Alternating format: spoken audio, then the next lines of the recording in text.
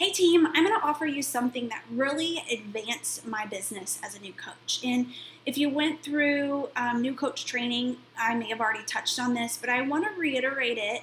And I actually may put this into new coach training again, but I wanted to kind of reiterate the importance of sending out personal invites. And I know that during the training we do talk a lot about invites, but I think that a lot of coaches unfortunately miss the boat. And I really hate this because this is where I found the most success in my business when I first got started. So often people think, well, I'm going to post call outs, and anybody who likes or comments, I'll message and I'll reach out to them. That's awesome. You should be doing that. But what happened when I first started doing this is nobody had any clue of what I was doing, what was going on, because I hadn't even posted results. I didn't even have results. I had just started my program and I just wanted to coach and help people. So what I had to do is I started to personally invite people. And these were people in my warm market. Now I'm at the point where a lot of the people that I'm helping are total strangers that I need to build a relationship with first. And so I don't ever send out what I like to call a cold invite. But as a new coach trying to introduce my warm market or people I was mutual friends with, people who actually knew me and who I was. A lot of these people were people from my hometown. I went to college with people from my sorority, people I work with, people who knew me. I sent out this cold invite, and I'm going to post it probably somewhere below that I also post this video. So you guys get an idea. And I actually recrafted one because my original invite was really kind of crappy in my opinion now that I look at it, and it still gave me a lot of success. So there is no right or wrong. But I did recraft one that I think that a lot of, when I talk to coaches, it's a big reason of why they start their programs is just kind of their struggles and things like that. And so I recrafted an invite that I think would help you guys kind of get an idea of what you would want to send out to people. But I think what a lot of people probably already noticed on the team is that I've always had high Success Club points. I always usually help anywhere from 10 or more people a month. Always. So I usually have 20 or above Success Club points. And even as a new coach, in that first 6 months, I was still hitting some really crazy numbers that a lot of coaches weren't hitting. And they all asked me, what are you doing? What are you doing? I was personally inviting. But unfortunately, for a lot of them, they weren't willing to put themselves out there like that. And I was. And hopefully, a lot of the coaches on my team are too. Because people are looking for you. And they don't see your posts. I learned a lot of people weren't seeing my post, or I would learn they're seeing my posts and they didn't know what I was doing. And they were scared to reach out to me, or they were embarrassed. And so I learned that personally inviting people was huge. And so what I would do is I would look at my calendar and say, okay, when is my challenge group going to start? I need to give myself enough time to send these invites. And so at that time, I was very busy and I couldn't send 2 to 3 invites a day. I had to send them in bulk because that's what worked for me and what I had time for. So what I did is that I took, when my challenge group started, that prep week, and I took the week before, and when I had that week before, I took 3 days, and my number was I'm going to send 20 invites a day. So I averaged about 60 invites a day. And out of those 60 invites, you guys, I had a ton of no's and I had a ton of no responses. But I usually got anywhere from 5 or more people that did respond and were ready to commit and were ready to do my group. So if you're not going for no, and if you're not getting a lot of no's, you are doing something wrong. If you are inviting, if you're coming back and you're saying, Dino, I got like 10 no's. Really? Because when I did this, I got 55 no's, or I got 55 either no's or people who didn't respond. So your 10 no's is like nothing to me because it means you're not asking or talking to a lot of people at that point. So I want you to know as a coach, think about how vulnerable you are then. Think about, especially if I was your coach and especially if I've been your coach from the beginning, I'd most likely reached out to you because that's what I did. So, my second month in coaching, I actually hit 38 Success Club points. And every single person was from a personal invite.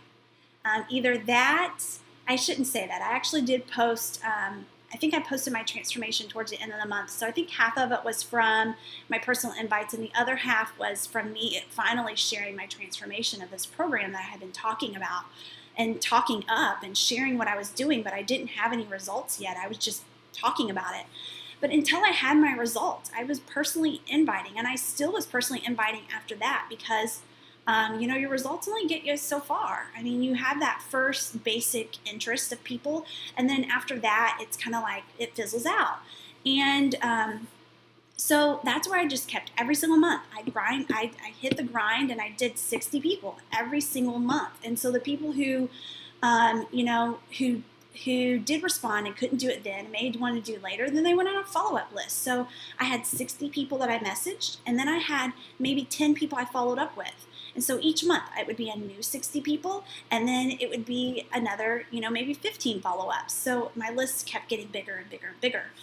But you also want to make sure that you are, eventually if you don't have a big friend base, you run out of those friends quick, especially if you're asking 60 a month. I started with 700 friends. I started friending anywhere from, typically I tell you guys to friend 3 to 5 a day. I friended usually 10 to 20 a day.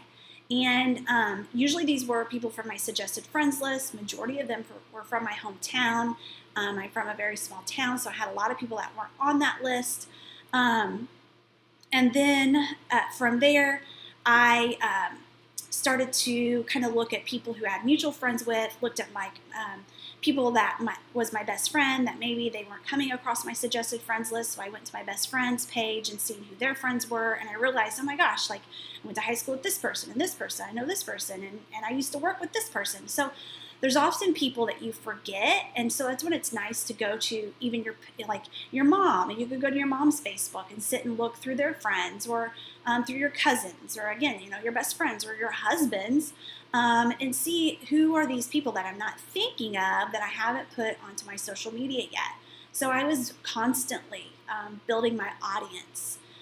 So I never, and I still don't stop that. I never stop that. Now that I'm a year and a half into coaching, I build my audience a little different. I build people from my like page, but I didn't, when I first started as a coach, didn't focus on my like page. My like page wasn't where it was at. Now that I've been a coach for a long time, my like page is where it's at. But when you first start as a coach, don't be messing with the like page. Just don't do it. You don't need it right now. You have a warm market that if you're not tapping into your warm market and totally absorbing it, like I have very little people that join my challenge groups at this point from my warm market. But when I first started as a coach, my first year was all my warm market. So it should take you a year to get through that warm market if you're building up those contacts, adding people you went to college with, high school with, your hometown, you used to work with in this job, that job, your husband's friends, your mom's friends, your best friends, people that you didn't even think about. So I hope this video helps, and I really hope that you guys are wanting to move your business forward by personally inviting people, because if you're not doing that, then you're never going to see the Success Club points rise much above 10. If you do hit 10, and it's not very often. And as you grow and you get bigger, if you don't do that, then very rarely you're going to have a hard time even hitting Success Club 5. And I've seen it, guys. I've seen it. So I'm giving you this huge nugget that advanced my business. My first 6 months as a coach, I averaged about $800 to $1,000 a month in income. And it was all retail. It was nothing team at that point. And it was because of these personal invites. So this is a huge nugget that I'm giving you of information. And all I can do is tell you what I did and just hope that you guys implement it and put it into action. I cannot do that for you. As your sponsoring coach or whoever may be your sponsoring coach, we can tell you what we've done to advance our business, but unless you implement it and put it into action, then we can't help you with your own business. So I hope you take this advice and you put it into action, you implement it into your business ASAP, and please message me back, tell me how it goes. Go for no. You want 55 no's. You don't want 10 no's or 20 no's. You want 55 no's. Trust me. That's what I got. and I wasn't offended by it. I didn't get my feelings hurt or it didn't upset me. I understand, but they're not ready. And to tell you guys the truth, I don't want people in my challenge groups that's not ready. It's a struggle. It's frustrating to me because I want to help them so bad, and I want them to get those results they tell me that they want so bad, but they're not ready. And so I don't want to push anybody into it that's not ready. I try to find committed, ready people, and so I appreciate those no's.